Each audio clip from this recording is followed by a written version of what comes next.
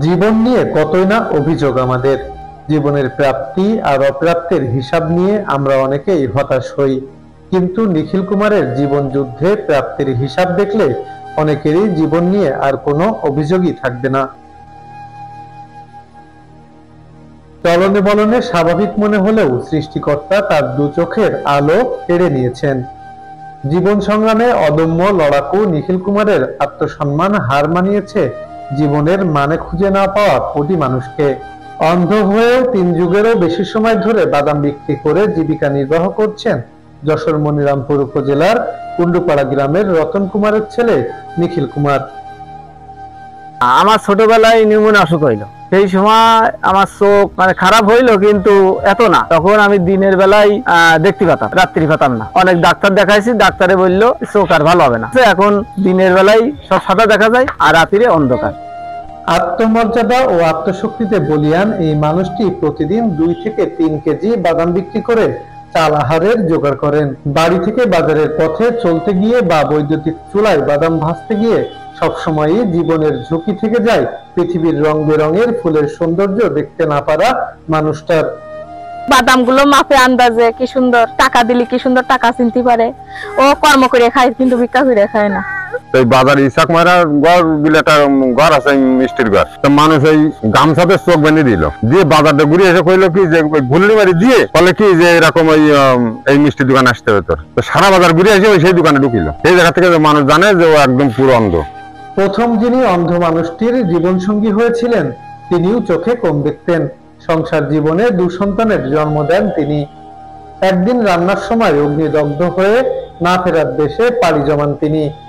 বহু বছর পর নিখিল কুমারের আবারও সংসার হয়েছে। ভাগ্যদোষে মানসিক প্রতিবন্ধী এক নারী এসেছে তার সংসারে। এখন 2 সন্তান আর অভাগা স্ত্রীকে নিয়ে কোন রকম খেয়ে না খেয়ে জীবন চলছে মানুষটির। না না, প্রতারণা করে না।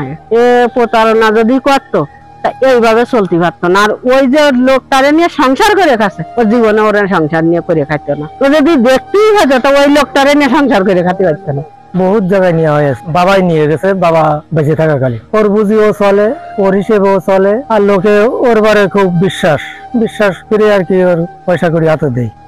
কোনদিন যদি ঝড় বৃষ্টি, খরতাপ বা প্রচন্ড শীতে নিখিল কুমার বাদাম বিক্রির ঝুড়ি হাতে রাস্তায় না বেরোয়, সেদিন নিখিলের বাড়ির চুলায় চাল ফোটানো বন্ধ থাকে। উপজেলার ঢাকুরিয়া বাজারের এমন কোন দোকানই নেই যিনি নিখিলের বাদাম খাননি।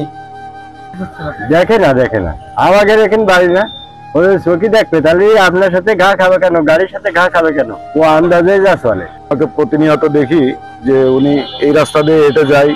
আসলে উনি ওনার চোখে উনি ঠিকভাবে দেখতে পারেন না, কিন্তু উনি মানুষের দ্বারে না যে ভিক্ষা না করে, ঠিক আছে, উনি এই যে ব্যবসাটা বেছে নিয়েছে এবং এই ব্যবসা দ্বারাই উনি ওনার জীবিকা নির্বাহ করতেছে। জীবনের ঝুঁকি নিয়ে নিজেই সারা বিকেল ধরে বিদ্যুৎ চুলায় বাদাম ভেজে সন্ধ্যায় বাজারে গিয়ে বাঁশি বাজিয়ে রাস্তায় হাঁটলেই দোকানিরা বুঝে যায় এই বুঝি নিখিল এসেছে। শুধুমাত্র অধ্যাবসায় আর ইচ্ছাশক্তি নিখিলের প্রত্যেক পা ফেলার অনুপ্রেরণা। বছরের পর বছর একই সময় একই কাজ আর একই পথে হেঁটে চোখের কাজটা মন দিয়েই শেষ করেন এই মহামানব। অন্ধ লোক হিসেবে যে বাদাম বিক্রি করে, এটা আমরা ছোটবেলা থেকে দেখে আসতেছি। অনেক সময় আমি দেখেছি অনেকে সাইকেল রেখেছে, সাইকেলের সাথে ঠুল খাইছে, রিক্সা রেখেছে, রিক্সার সাথে ঠুল খাইছে। এভাবে একটা ঘষা মারে মনে করেন যে বুঝতে পারে যে আসলে এটা 10 টাকা কি 20 টাকা।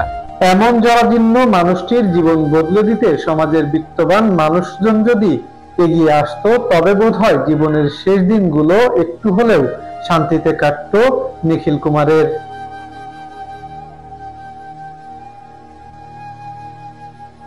ভালো থাকবেন, ফিরবো অন্য কোনো গল্পের সাথে।